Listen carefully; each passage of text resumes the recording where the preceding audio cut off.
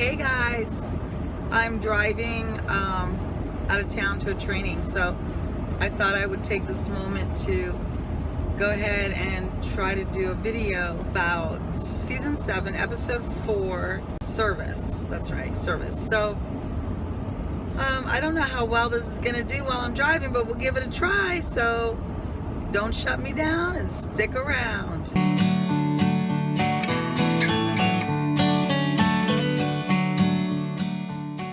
So in the episode Service, they pulled a lot from the comics, and I'm not surprised because, you know, they're trying to keep Negan's flavor authentic to the comics.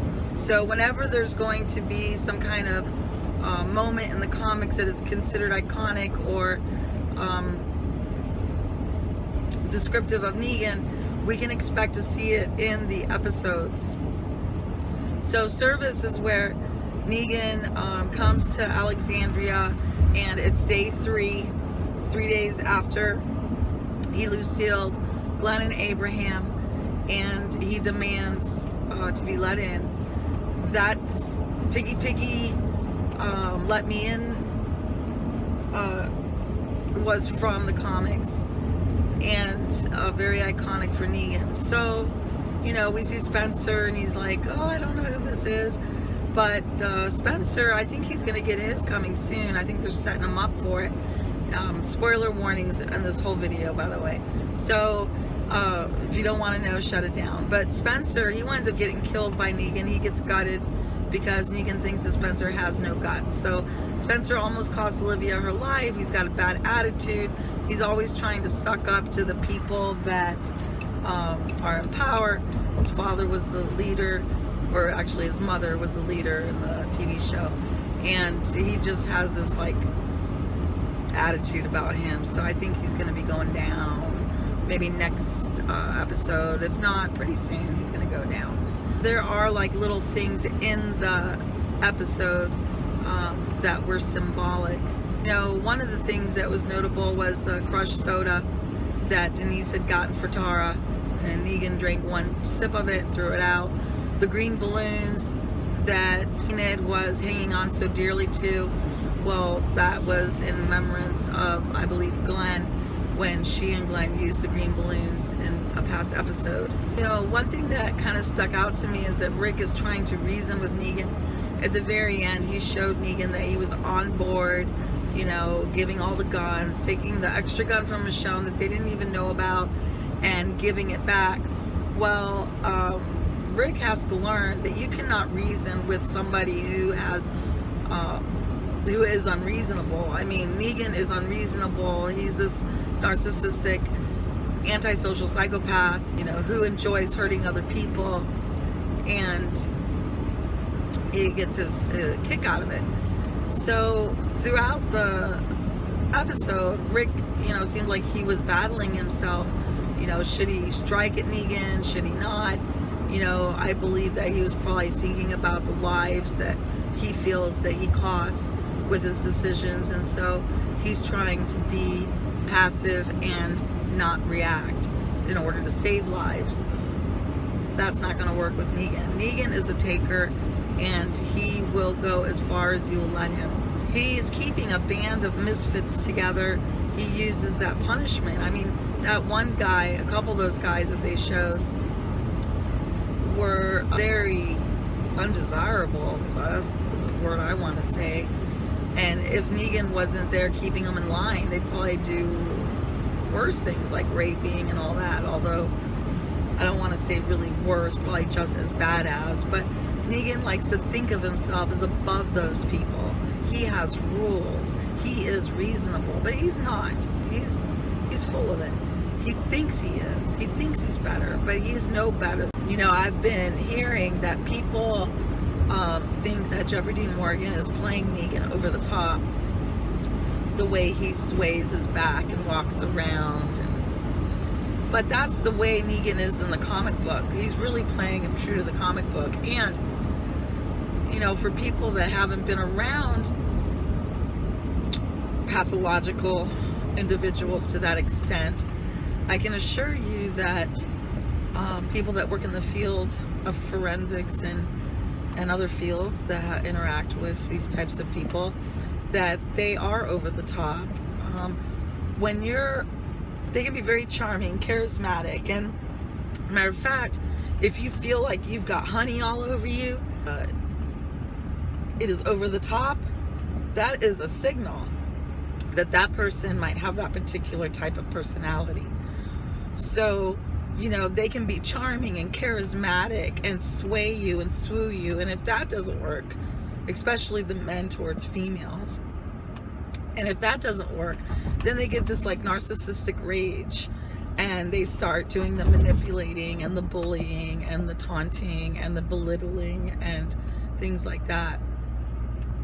So it's not uncommon, the way he's playing him over the top and dramatic, and the way he flips from being like sarcastically nice and sweet. And by sweet, I mean, oh, you know, when he saw Maggie's grave, he's like, oh, that must have been so hard for you guys. The sarcastically sweet, and flips to that rage. Like when he heard that gun go off that Carl had shot, he was looking at Rick and he just switched his emotions like a light switch. That's very common. So I think Jeffrey D. Morgan is doing a really good job. And when I watch him, I don't see him as playing him over the top. He's actually playing him pretty authentic to what someone would look like with that type of personality. And you know, of course, he does have that sense of humor that not all of those types of people would have a sense of humor like that. So you're adding that little twist in. But I think he's doing a really good job. You know, I thought Dwight was a big jerk in this episode. They humanized him the last episode, but this episode he didn't. He was, you know, playing around with Rosita, making inappropriate statements about her having a place to put her pretty little head, and dumping her water out, taking her stuff. So I think that we can see that when Dwight is in the mix with these other horrible people, that again, he is assimilating their characteristics and behaviors. You know, I think that him taking the motorcycle and telling Daryl, hey, just say the word, you can have this back, shows you exactly how much power he has. I mean, he didn't even have to ask Negan if he could do that. So Negan appears to have given him like a lot of reign in deciding how to handle Daryl and get Daryl to become one of the soldiers. Something stinks. Oh, it's like sewage. Blech. Not everybody is used to the way Rick is behaving right now, and there was this big reveal about him thinking that Judith is the daughter of Shane, which she could be, and maybe she's not. We still don't know. I don't think anybody will ever really know, but he believes it. And so I don't know if it was really a good fit the way they did it, but basically what they were trying to do was show that he had to accept that Judith wasn't his to keep her safe. And so he's telling Michonne, we have to accept our living conditions to keep people safe, because they don't have the numbers. But they don't know about the kingdom yet. I think that Father Gabriel, the way he was telling Rick that he believed in him and all that stuff, is going to be very instrumental, keeping hope alive and gathering the people, rallying them around Rick. So I think that that is going to be the beacon of light that's going to help Rick through this, is Father Gabriel. Also, Jesus knew about the kingdom. And so somehow, since Father Gabriel's like, you know, expressing himself positively that he believes in Rick as a leader, maybe somehow the information about the kingdom will get to Rick or Father Gabriel. Michonne is just pissed off. You know, it's safe to say that Michonne and Rick are going through a trying period in their relationship. Of course, you know, she's trying to handle it. Rosita's asking for bullets to be made from Eugene. So I don't think we're going to see another major death this season. I don't consider Spencer major, but I do think Spencer will go. And then I heard that there was going to be like 5 minor deaths happening with the new people. Rick is going to eventually have to fight Negan. Negan is not going to be reasonable. He's not going to let them live in any type of peace. We know this because so far they've shown us that Negan doesn't go to the kingdom. Negan doesn't go to the hilltop. He has his foot soldiers go. Matter of fact, on the kingdom, they don't even go on the property. They meet with King Ezekiel off the kingdom grounds. And so Negan doesn't have any interest in those groups, but he sees Rick as a challenge. He sees Rick as somebody that he wants to play with and a challenge to break and someone that needs to be kept in line, and he wants Rick. He's got an investment in Rick. He'd probably be better off just killing Rick, but he's got some kind of narcissistic investment in Rick and his group. He was probably impressed with them, with how they attacked his people.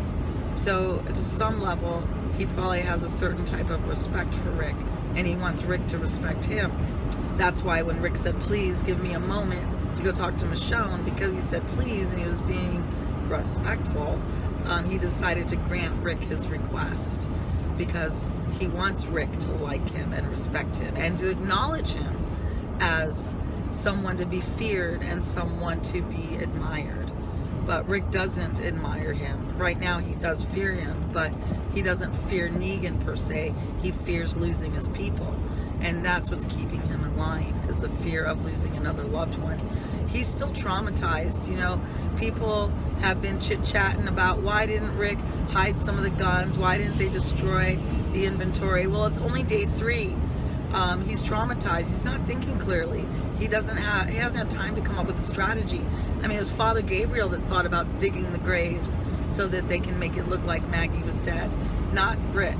So Father Gabriel right now seems to be the one that is thinking the clearest and is coming up with, at least at that point, a strategy to try to keep people safe and not lay their cards out on the table. Whereas Rick is trying to lay all the cards on the table by giving them all the guns and not hiding anything, and he's scared of losing his loved ones. So that's the motivation for Rick right now. So, you know, we can't really ditch him for not being more prepared. It's just day 3. Something that was pretty cool is that they introduced a very important female savior this episode. Her name is Arat, but in the comic book her name is Tara, because they already have a Tara. They did the name backwards, which is really weird. I don't know why they did that. They could have just done like Taran instead of turning it backwards, Arat. But anyway, so Arat is the girl that brought Olivia to Negan. She's probably the most significant female savior in the comics, and I'm sure we're going to be seeing her a lot more.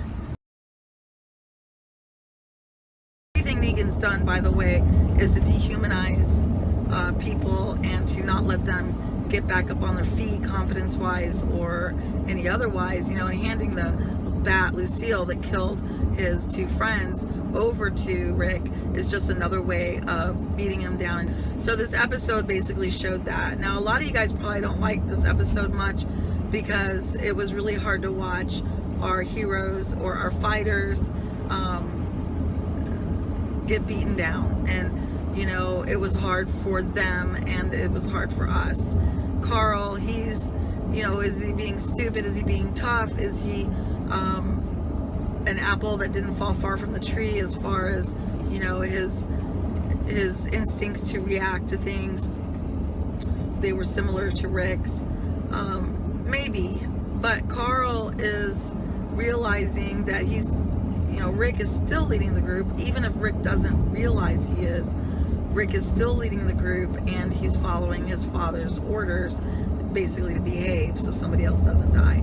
Episode, I mean, it was just basically laying the groundwork for the future episode, showing that, you know, it's been 3 days since Glenn and Abraham have died.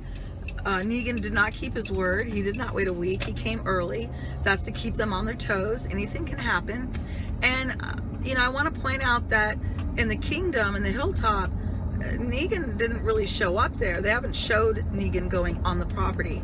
But with these folks in Alexandria, he's showing up on the property. He's making a point. He knows Rick's different. He knows it's going to take more to keep Rick down. And he doesn't want Rick to even get a little leg up. So he's taking all their guns. You know, even the boy, Carl, is acting out with the gun. So Negan just decides to take all of them. Rick says, you know, I'm not in charge, Negan's in charge, but what he doesn't realize is he's still in charge. Everybody is still following him. So Rosita's got the fighting attitude, Michonne's got the fighting attitude. It seems like the females in the group have the fighting attitude, and I think we're gonna see that as well with Maggie. She's gonna have the fighting attitude. But I think it's just a matter of time when they get their numbers up and Rick will come back. Okay, this is the third time that I am trying to get this right. I'm holding the camera like I always hold the camera when I do this, and it keeps like flipping it. I don't know. Anyway, I guess that this is the right way. Anyway, I hope that this has not been too disjointed. I really tried to get this up before I got back into town because I figured it would be too late, and I wanted to upload before then. There is a few things I want to add. I saw that someone had came up with the idea that there was Morse code between Rick and Daryl, and they were using their eyes, blinking it, to communicate with each other so that Negan couldn't see, and that in the house or something there was like a clue. There was a poster or something that said American Morse code or some American code, something like that. So I can't access my DVR right now, and it'll be a while till I can. So if you know anything about that, comment below. I'm really curious to see if that's true. I do remember that Father Gabriel kind of like was tapping his leg by Maggie's fake grave. So maybe that was like Morse code too. But okay, hopefully this is recorded right. If it's upside down, you guys, I'm just gonna leave it upside down. I'm not recording it a fourth time. I gotta get up really early in the morning for training, and so I apologize, but it's just been one of those days. So I hope you like the topic in the videos, and if you do, hit the like button. And if you want to like get notified of our family's crazy videos, because they're all a little crazy, hit the subscribe button and make us smile. All right, bye.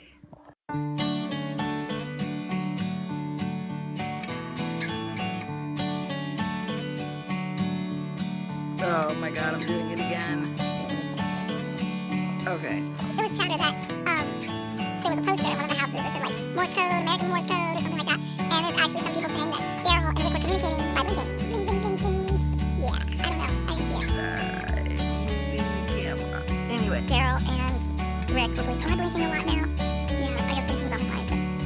So they said that it was around the 6-minute mark that they were blinking like a Morse code to each other to communicate, so they can know.